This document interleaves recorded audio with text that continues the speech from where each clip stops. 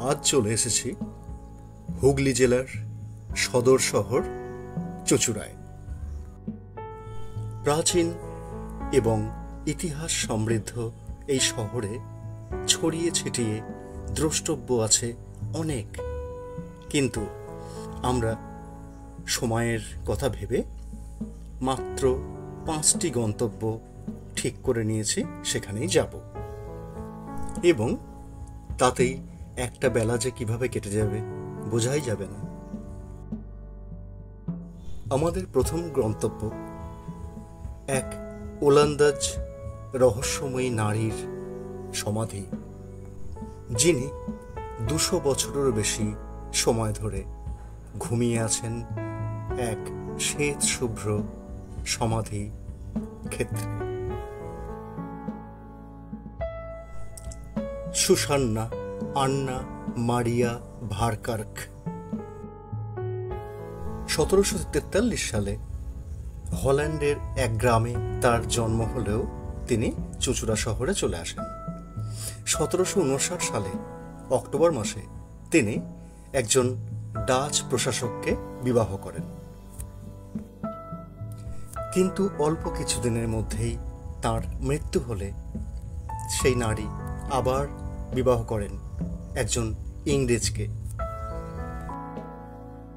এবং ঘটনাক্রমে তিনিও অল্প দিনের মধ্যেই মারা যান। ইতিহাসের নথি তাই বলছে, কিন্তু সাধারণ মানুষের কথায়, তাদের কিংবদন্তিতে তৈরি হয়ে আছে এক মিথ। তাঁর নাকি 7টি স্বামী, এবং সেই স্বামীরা প্রত্যেকেই মারা যান বা তাদের খুন করা হয়।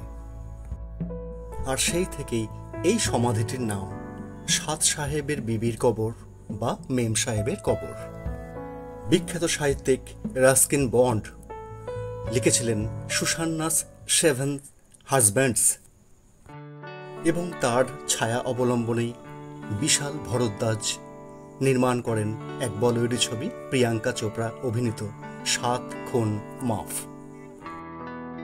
15 ফুট উচ্চতার ডাচ এবং গ্রিক স্টাইলে নির্মিত এই সৌধটি আজও দাঁড়িয়ে আছে পর্যটকদের অপেক্ষায়। এবার মিনিট 5 দূরত্বে চলে এলাম চুঁচুড়া শহরের প্রাণ কেন্দ্র চারমাথার মোড় বা ক্লক টাওয়ার ঘড়ির মোড়ে। এটি একটি ইংরেজ স্থাপত্য। ব্রিটেনের রানী ভিক্টোরিয়ার জ্যেষ্ঠ পুত্র এডওয়ার্ডের মৃত্যুর পর 1914 সালে এই ঘড়িটি নির্মাণ করা হয়। মধ্যাহ্ন ভোজের জন্য এটি একটি আদর্শ জায়গা। 150 বছরের পুরনো জনতা হোটেল এবং আরও কয়েকটি সম্ভ্রান্ত রেস্তোরাঁ আছে যেখানে খেয়ে নেওয়া যায়। মধ্যাহ্ন ভোজ সেরে মাত্র মিনিট 3-4 দূরত্বে এসে পড়া গেল হুগলি জেলার, শুধু তাই নয়, বাংলার দ্বিতীয় প্রাচীনতম চার্চ আর্মেনিয়ান চার্চে। 320 বছরের পুরনো এই চার্চ প্রতি বছর জানুয়ারি মাসের দ্বিতীয় রবিবার চিনসুরা ডে উপলক্ষে কলকাতার আর্মেনিয়ান সম্প্রদায়ের মানুষরা হুগলির আর্মেনিয়ান চার্চে এসে feast of the John the Baptist নামক এক বিশেষ তীর্থযাত্রা পালন করে থাকেন। এবং দুঃখের কথা, সাধারণ পর্যটকদের জন্য এই চার্চ সারা বছর বন্ধ থাকে।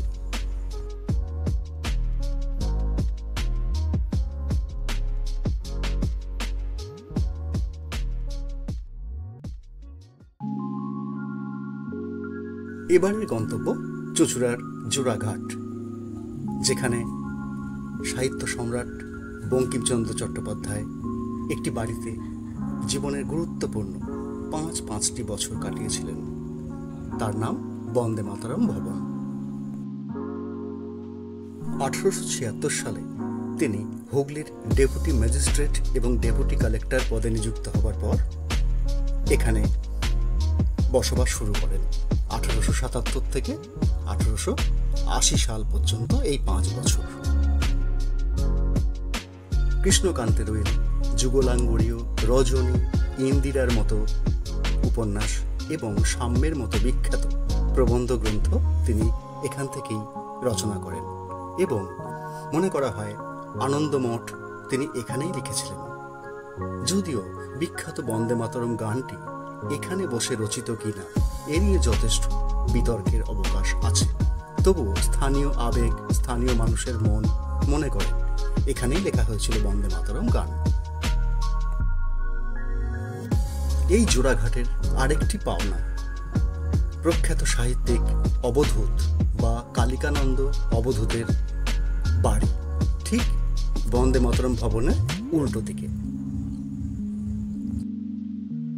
মরতীর্থ হিংলাজ বা উদ্ধারণপুরের ঘাটের মতো বিখ্যাত উপন্যাসের লেখক অবধূত, যিনি অসংখ্য রচনা করেছেন বই এবং একজন ভ্রমণার্থীও বটে।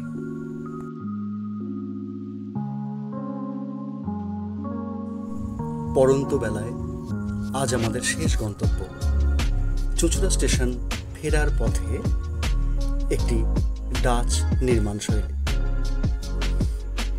তার আগে একটু ময়ূরপঙ্খী ঘাটে ঘুরে নেওয়া গেল।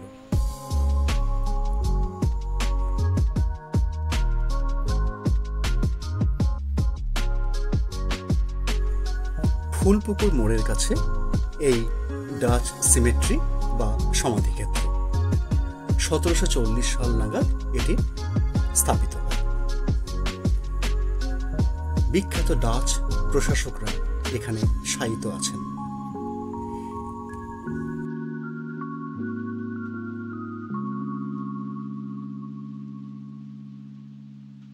এই ঐতিহাসিক সমাধিক্ষেত্রটি একটা সময় প্রায় ধ্বংসের মুখে চলে গেছিল, কিন্তু ভারতীয় পুরাতত্ত্ব বিভাগ তাদের তত্ত্বাবধানে নিয়ে এটিকে পুনর্নির্মিত করে একটি সুসজ্জিত সুন্দর পার্কের চেহারা দিয়েছেন, যা পর্যটকদের প্রচণ্ড আগ্রহের এবং কৌতূহলের কারণ।